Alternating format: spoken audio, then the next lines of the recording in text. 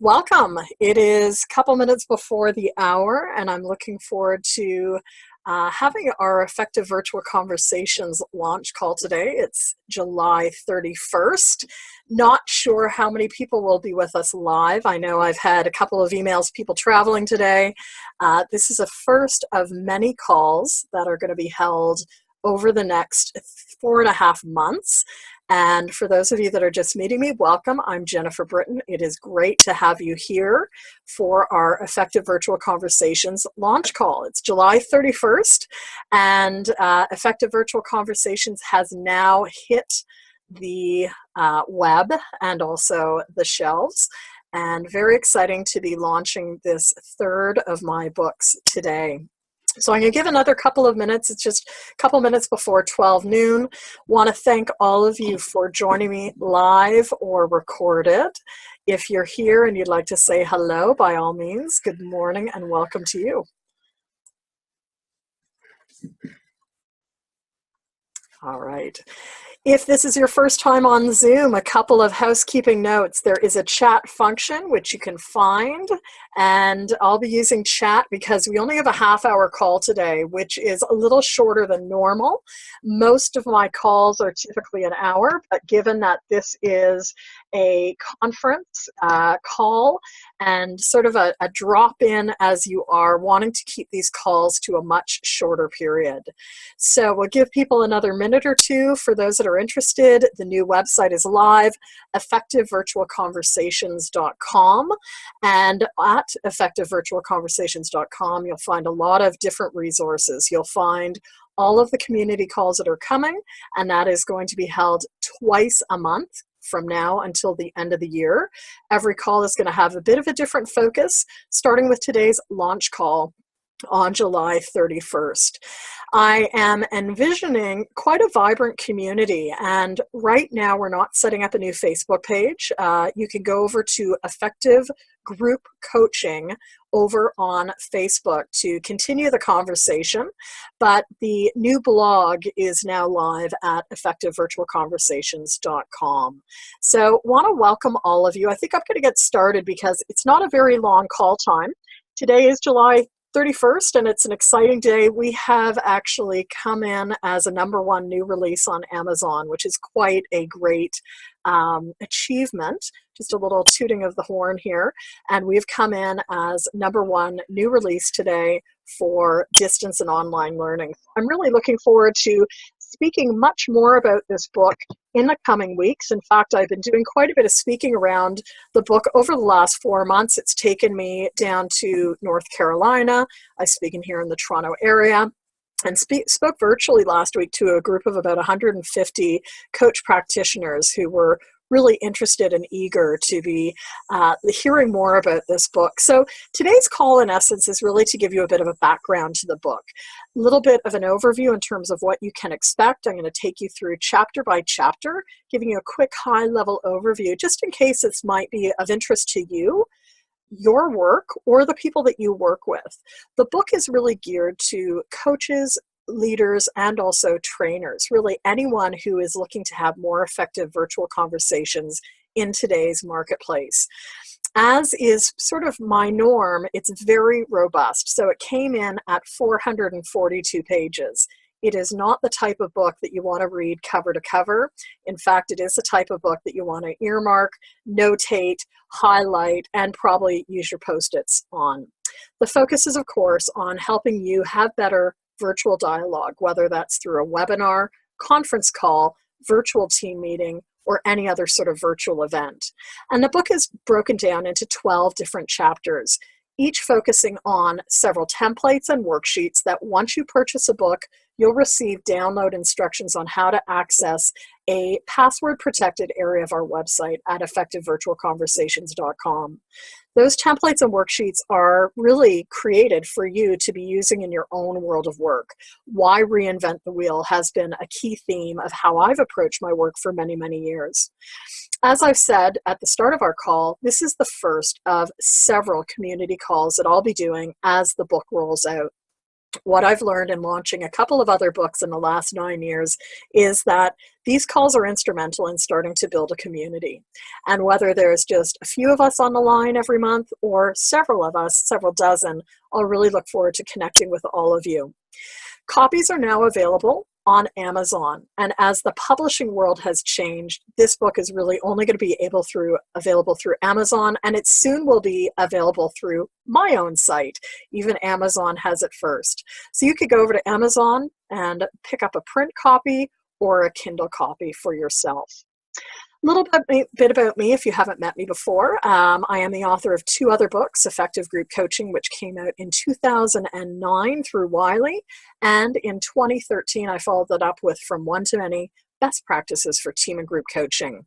Both books really are resource-rich practicums. They're being used by coaching schools and business schools around the world, and my hope is that Effective Virtual Conversations will also be adopted by coach and business training schools all over the globe. The exciting thing about this new book for me is that it really brings together many different areas of my professional career. So I've got a map down here to just reflect that I started out my career as a virtual team leader. And in those days, I would connect with my team, not through the internet, not through the phone, but through long-range radio. I was a program director in a country in South America called Guyana, and it would literally take weeks for us to connect across the country. So it's exciting in Effective Virtual Conversations to sort of look at how far we've come within our world of work, within the context of being able to have conversations that literally span the globe. So this book is going to be of interest not only to coaches, but also to team leaders. And for many years now, I felt it was important for me to be able to get something out in print that will help team leaders or remote leaders work with their own teams, whether they're across a city or literally across a globe. So that is a little bit about me. And of course, you can pick up my writing in many other locations. Often you'll find me as a contributor regularly in certain publications like Choice Magazine, the Journal of Professional Coaching. And I also write almost a quarterly series at the Coaching Tools Company newsletter as well. So let's head on over to take a look at the book. And before we go there, want to do a bit of an activity with you. It's more of a coaching activity to get you thinking about what are your current opportunities and aspirations. In this new book, Effective Virtual Conversations, I go more into the neuroscience of the work that we're doing. And in looking at the neuroscience of everything, we are really starting to see how important it is to open up the brain space for learning as well as other areas in terms of looking at what helps us learn. So we've got a bunch of you joining now, and I want to welcome all of you. I'm Jennifer Britton. I've just done a quick overview as to my background, and we're just going to start to jump into the overview of Effective Virtual Conversations. I want to welcome you. If you have questions or comments, I'm going to invite you to use our chat function today. That way we're able to keep the line pretty clear, and please feel free to ask questions as we're going, but just open up your own space. What are the current challenges you see in virtual work?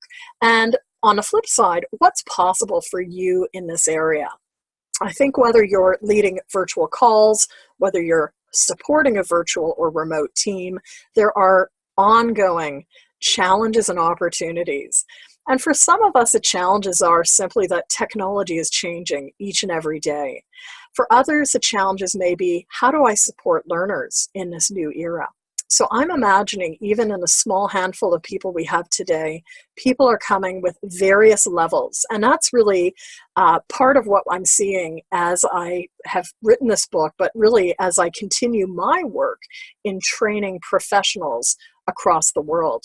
I've spent the better part of the last 3 decades working with groups, and last 15 years, I would say, working with trainers, coaches, and leaders, helping them transmit their skills into the virtual realm. So as we go through this, think about what's possible for you. I think key to this work is helping people make it visual. And we also want to make sure that we're tracking things as we go.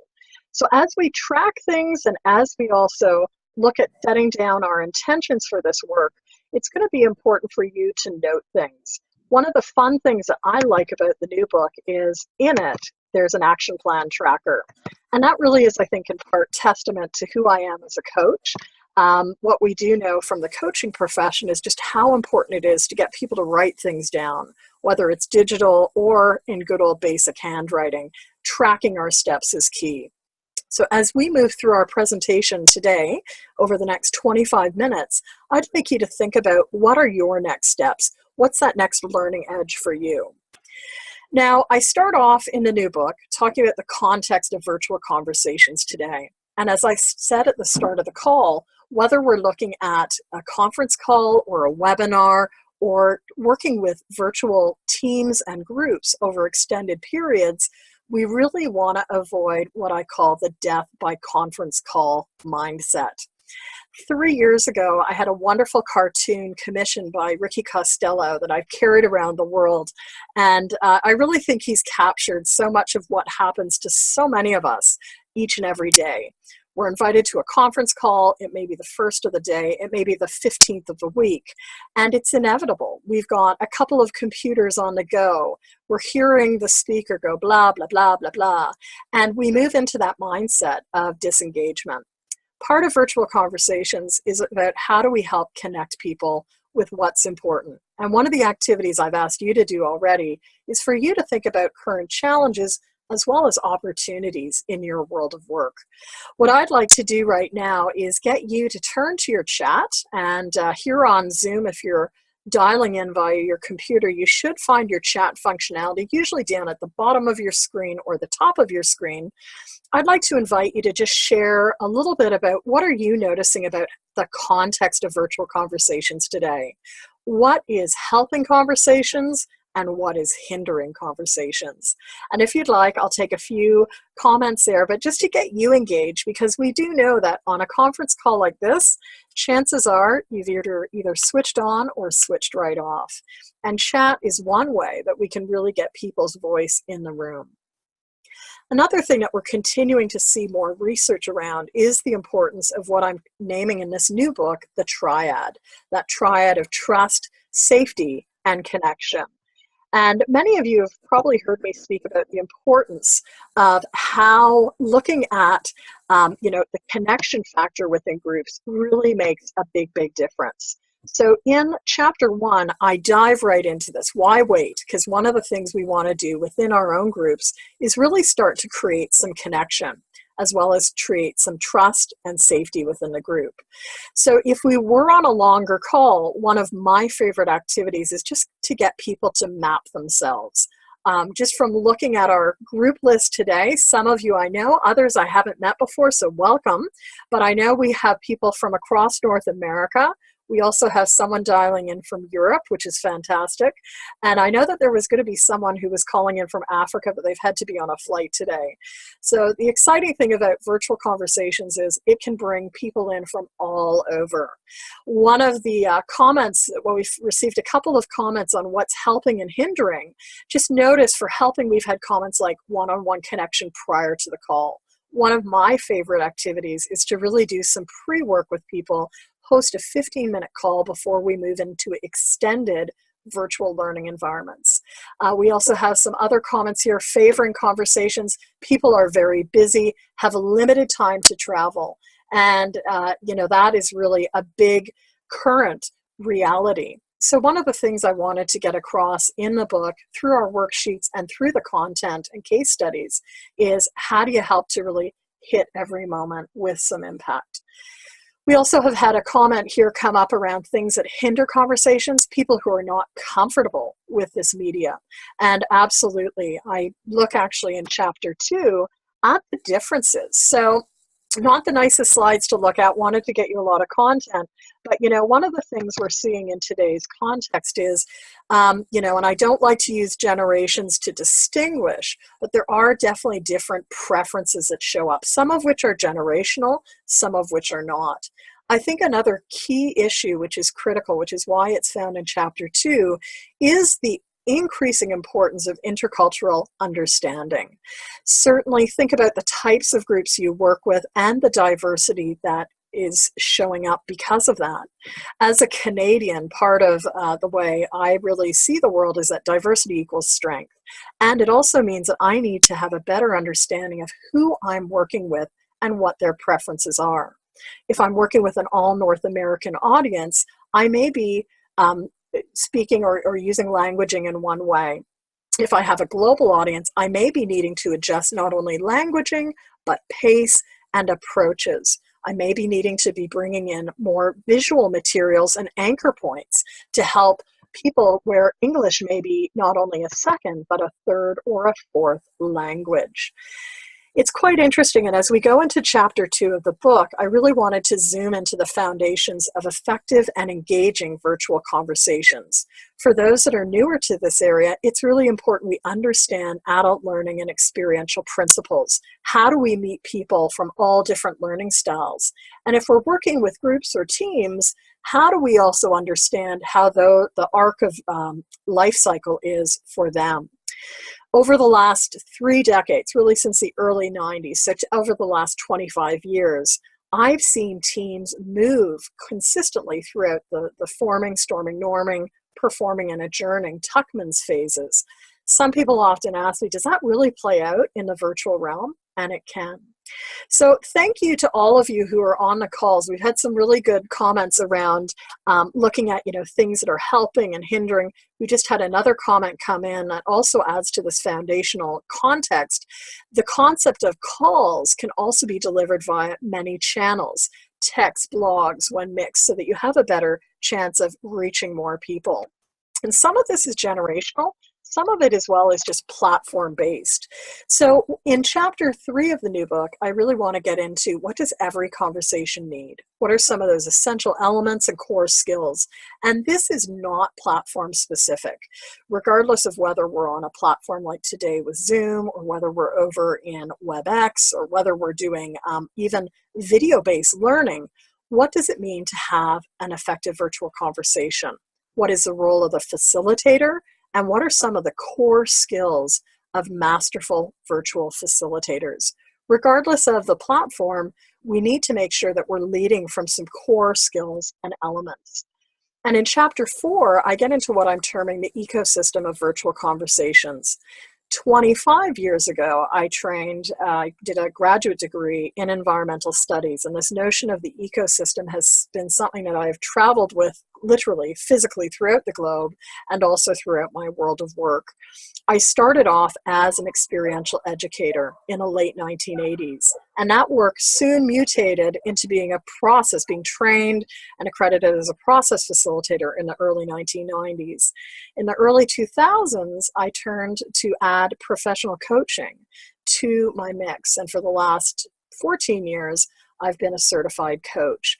And in working across these related disciplines, I think it's important, especially in the virtual realm, that we become a lot more attuned to what are the different types of conversations that we have? What are the different hats and skills I may be needing to bring in to be of service to the groups that I'm working with? So chapter 4 is all about the ecosystem. And it's interesting, when I wrote this book back in November, I started the manuscript in November of last year. I was quite surprised, I should say, in maybe the last 6-7 months of how many times this notion of ecosystem has shown up. It almost seems as though it's a bit of a buzzword, but I think it is representative of just so many ways that we can be approaching conversations. I also, some people said, well, why aren't you calling this book virtual coaching? That's what you do, Jen. And some of you know me through the coaching lens. Many of you, though, know me through the leadership lens. And I think certainly as leaders, as training professionals, as lifelong learners, we're constantly moving through these different disciplines of coaching to mentoring to team development. And that's where we go within this new book. So I'm going to turn to you just in case that death by conference call has gripped you again. And I want to link this into chapter 5, which is all about design. I think many of you work in the area of program design, but I'd like you to add just your comments or thoughts here in terms of what helps to make for an engaging conversation. If we get to the very granular level, what are some of those things that helps to make a conversation really, really engaging. And that's what chapter 5 is all about, getting down into the weeds, getting down into that granular level. What are some of the best practices around design? And for the last 5 years almost now, I've been leading a series of virtual facilitation train the trainers. And this mnemonic, this acronym of PEBBLES, which is spelt a little bit different, PEBBLES, etc., has shown up to help people look at what are those elements of, really powerful design. We look at it in 2 levels, and one, Michelle has commented in engaging conversations, have an agreed upon goal for the conversation. Without that, really hard to design for a focus or an end result. We also want to get really granular into things like, how are we using pace? How are we using pitch? How are we using things like visuals to get people to move through a powerful design process? So chapter 5 really goes deeper into the pebbles, into also some of the neuroscience of this work as well. How do we create the space for an open and engaging conversation from a neuroscience perspective? And that then sets us up for success. One of the key themes throughout the book is also, how do you set everyone up for success? And that's not only for the group, but for us as facilitators, whether we're wearing the hat of leader, trainer, coach, or facilitator. Chapter 6 really gets into the whole terrain of what I call preparing for blast off, whether it's your first virtual event or your 1,000th virtual event. It's always important that we run through a bit of a checklist. And I say that as someone who some weeks spends anywhere from like 40 to 50 hours some weeks online. Some days I'm completely online from 6 a.m. until 3 p.m. We want to look at what are the characteristics of engaging virtual facilitators. How do you set yourself and your group up for success? And what are some key activities you want to make sure you run through each and every time that are going to help you prepare and launch your own program? I'm all about replication. When we're doing a lot of work with different clients or different groups and teams, systems become important. And in this new book, I talk a lot about habits of exceptional virtual facilitators. What are the things we want to consistently do so that it almost becomes part of our DNA and part of just how we approach the conversation? Now, I want to reach back to some of the comments that you've also fed into our chat function. I asked you a few minutes ago, what helps to make for an engaging conversation? We hear some other comments like Steve has shared. The foundation is that the coach needs to be emotionally involved, bringing energy to the conversation.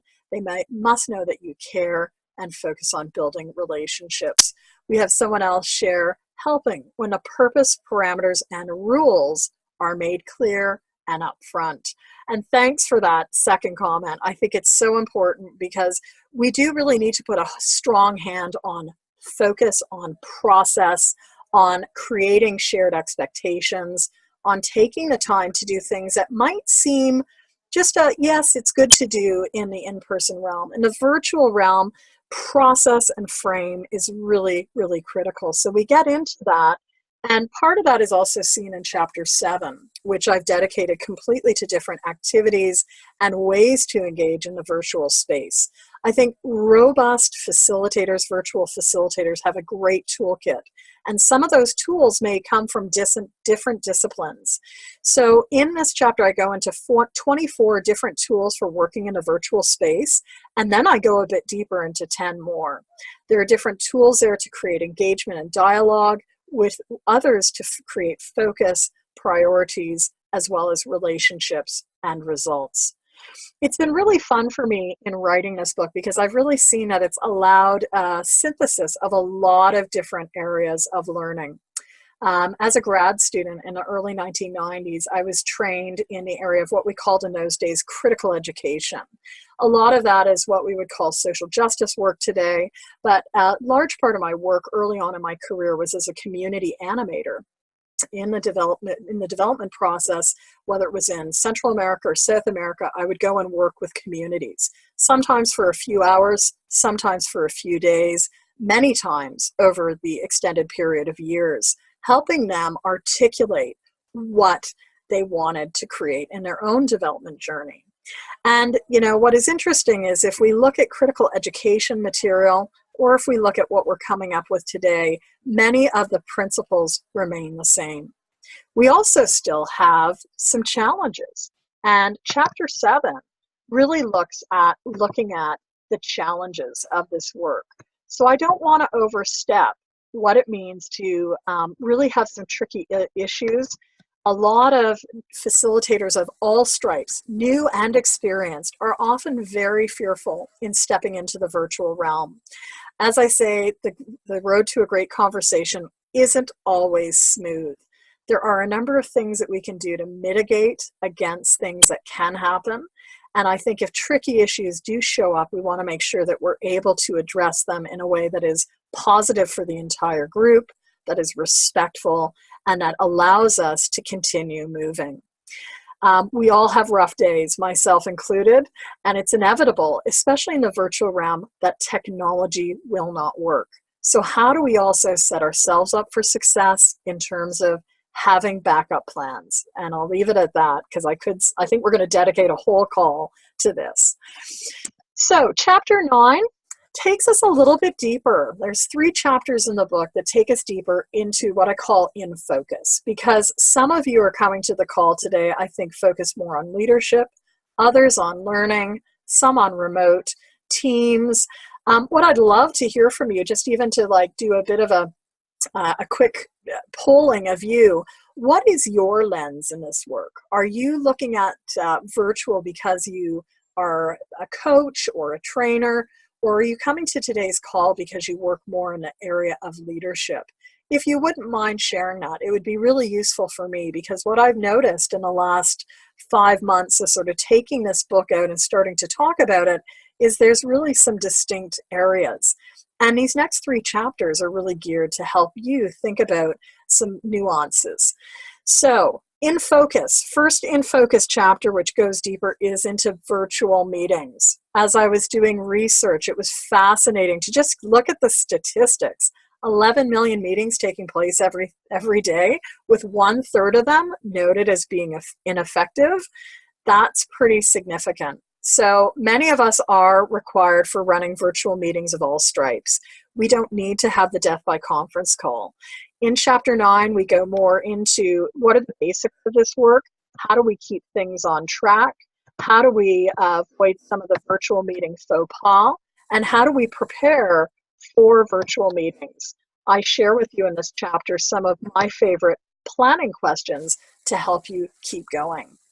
What's interesting, and I've asked all of you to share a little bit about who you are, a lot of, some of you as coaches, some of you doing psychometric debriefs, working with clients remote, working with virtual classrooms, and getting ready to start coaching a virtual board. Fantastic. There's so much scope in this area in terms of taking out the conversations, and for so many benefits as well. Now, leaders, I find, of course, are spending a lot of their time in virtual meetings as well as developing their teams.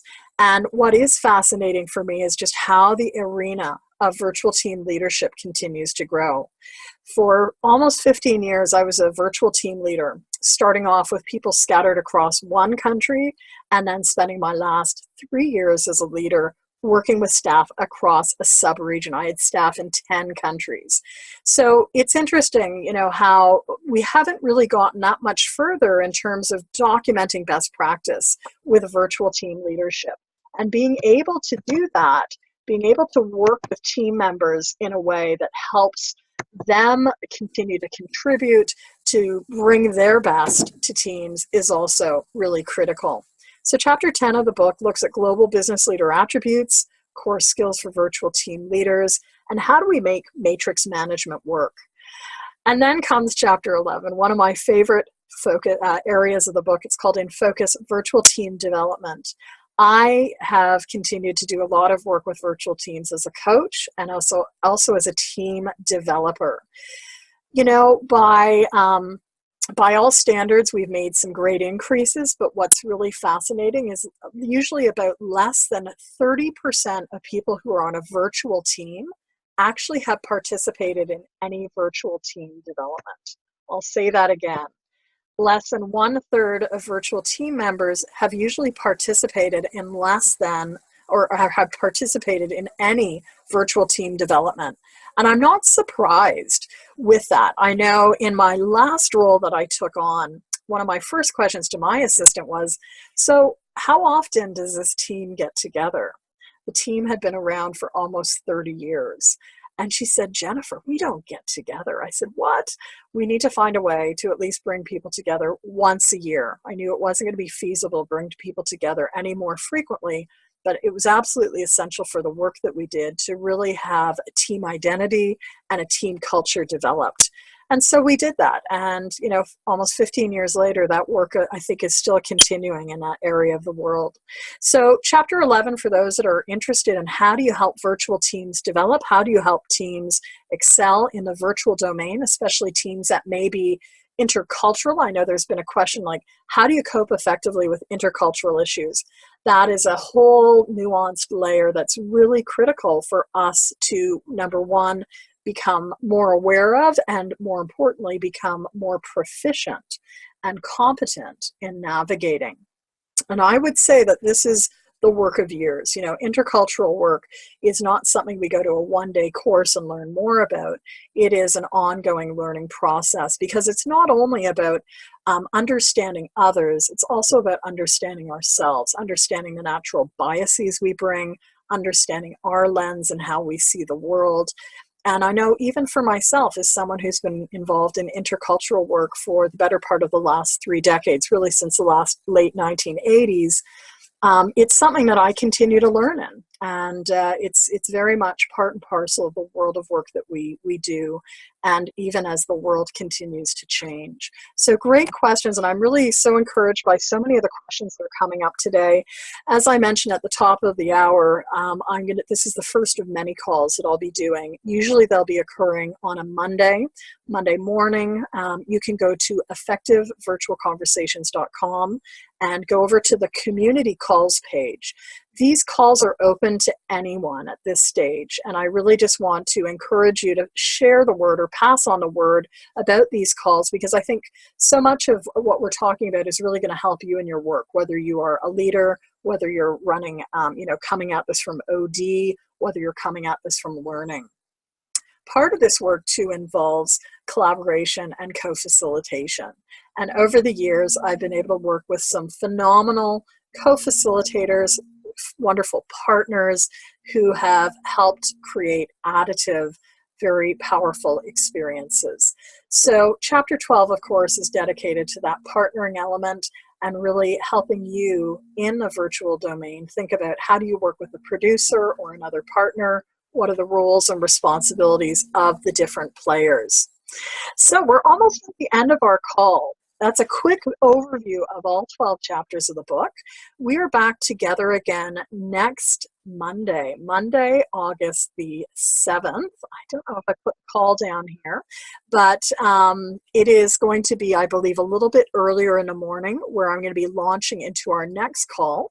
Some of you always are interested in what's coming up, and I'll be continuing to offer the 15-hour virtual train the trainer through the Virtual Facilitation Skills Intensive. That comes back in September. Next week, we're going to start the 5-week Virtual Facilitation Essentials, really giving you a toolkit of tools and approaches to help you do your work better. Several of you are on the call today as coaches. I have mentor coaching groups coming up, as well as the group coaching essentials. All of this you can find online at effectivevirtualconversations.com. So as we go to close out, I'd love to hear from each one of you. What has been your key learning today? Which of these topic areas perhaps is one area that you'd like to put an area looking at? Maybe it's you want to learn more about collaboration. Maybe it's more about you want to look at exercises. I would like for you to just share with us, if you would like, what is the learning that you're taking from today's call? 30 seconds of silence. And I do want to thank you for joining me live. Half an hour in today's busy world is really a great contribution. It's great to see you here on the call today, Shivangi, and good to see that collaborating and creating a learning ecosystem is key for you. Any other comments on what your learning has been as the other phone goes in the background? Virtual team leadership development. Absolutely. Stay tuned. And in fact, I've got a new manuscript focusing on for the next book. Just as soon as one comes out, another one is in the work. Thank you to you, Jacques. Sean says the balance between great virtual design and delivery is critical. And as you can see, this is a huge area. Like group coaching was 9 years ago when I started to write, there really aren't a lot of resources. So I do hope that effective, and I trust that effective virtual conversations will find its own legs and will be of value to all of you. Thank you as always for your support. I hope that you'll come back next week and join me for one of our future calls. I'm going to stand by for a couple more minutes. If there are any burning questions that we haven't been able to get to, please feel free to add those to our conversation. I've had everyone on mute today, which is not my usual preference, but just with privacy and everything, I would like to, again, acknowledge your participation. This recording is going to be uploaded to effectivevirtualconversations.com community calls, and you can listen back to it at any time. The one downside to Zoom is we don't have emojis. I love to use emojis as a hand clap. I love to use emojis as like your thumbs up and how you're leaving emotionally from our call. If you'd love to just share with me, what are you leaving the call with in terms of energy or emotion? That would be great as we go to wrap up. And with that, hope you have a wonderful week. I'm Jennifer Britton, and I want to thank you for joining me for our launch call, as we have already hit the #1 release on Amazon for distance and online learning. Thank you to those of you who already bought the book, and happy to sign any copies. We don't even have them available yet at my location. I have heard about virtual signing events, so I'm going to look into that, and we may host that for people who've already bought the book but would like it signed. And thank you for all of you. All right, be well. Glad that it was an effective session, and glad that many of you are leaving excited and ready to take some action. So I've done my job. Time for you to do yours. Have a great week, everyone, and hope to see you back here next week. Take care. Bye-bye.